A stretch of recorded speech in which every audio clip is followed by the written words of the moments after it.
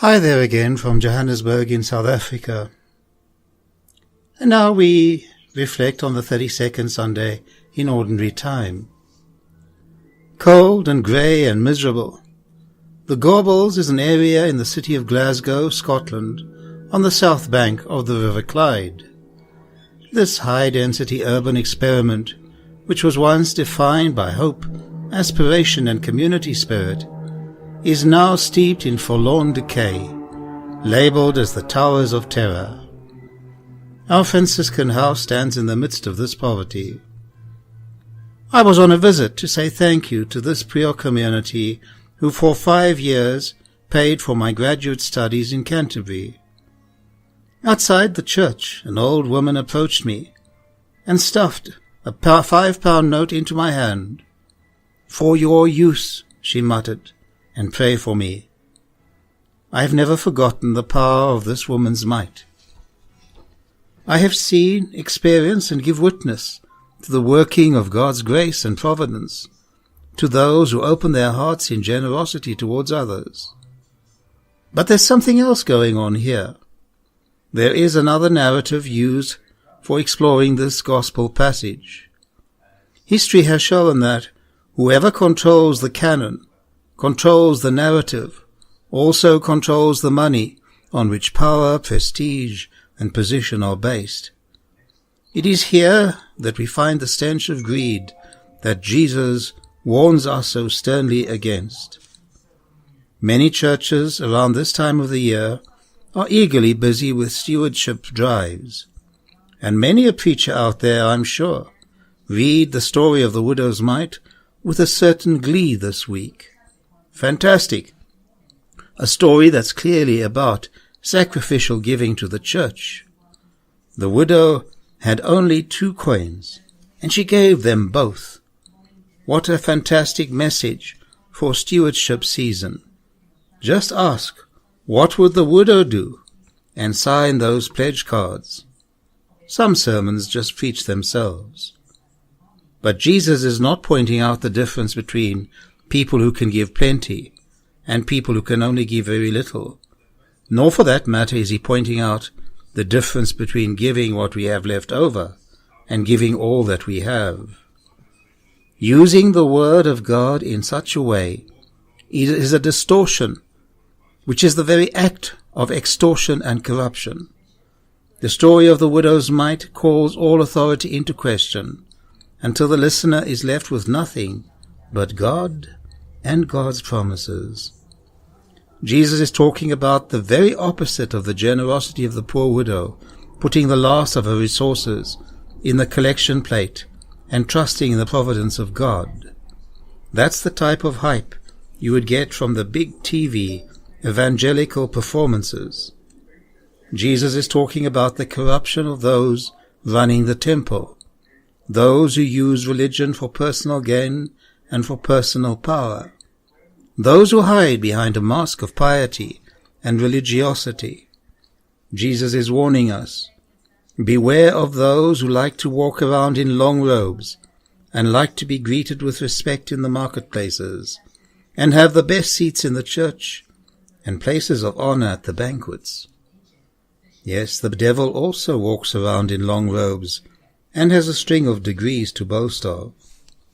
So Jesus undercuts the temple, the center and core of the Jewish religion at the time, and Jesus says plainly that the scribes are ripping off the poor. It would indeed be nice to think that Jesus was decrying the actions of the scribes, insulted the temple, and raised up the great example of the widow. But the text doesn't actually say that. It would be a great comfort if it did. It would make a great stewardship sermon. But that's not what Jesus is up to here. The word today breaks down our preconceptions. Don't put your trust in the temple. We can live with that. Don't put your trust in showy religious leaders. That's okay too.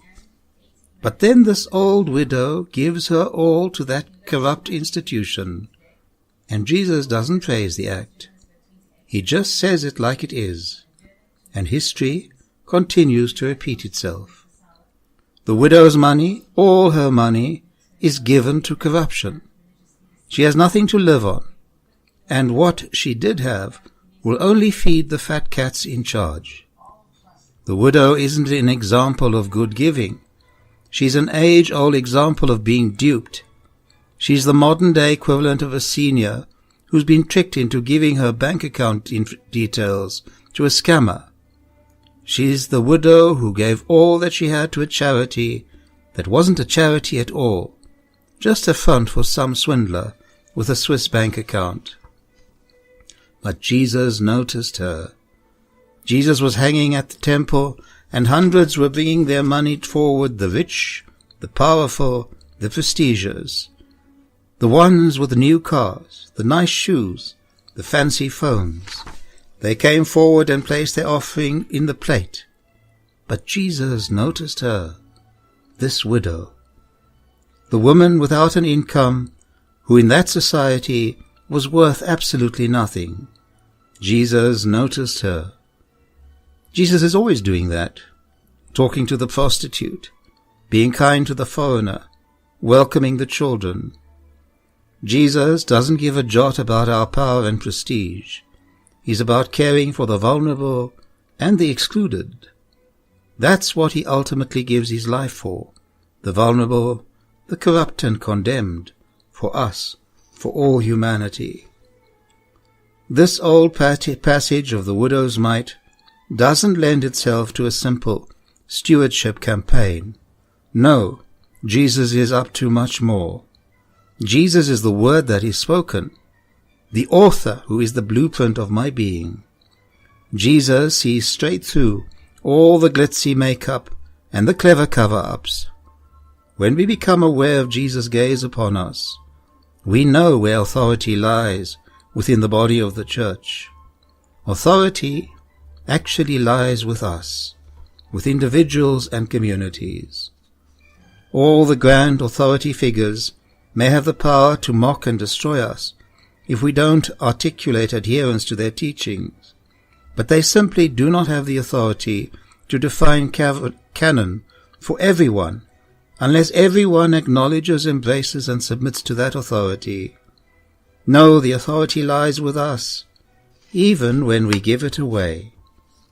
Where have we as church been gazing, as our mites have been used for the accumulation of wealth and property that now makes our beloved Catholic Church the second biggest registered landowner in the world, owning 12% of all habitable land on earth? No, Jesus gazes upon the widows, the orphans, the poor, the disenfranchised, the landless, the outsiders, the sinners, upon all those who have lost hope. And as Jesus gazes upon these, Jesus also hears their voices. We may well have silenced these voices in our churches and in our communities, as we have also disenfranchised them. But in this new time of humility and penance, we are called once more to hear their voices. To hear them gives them active voice, beyond the tokens of our empty platitudes and clever rhetoric. Then also will we once more hear the voice of Jesus. Let us truly begin again, casting off any authority of canon that is in conflict with the gospel. May the Lord grant you peace.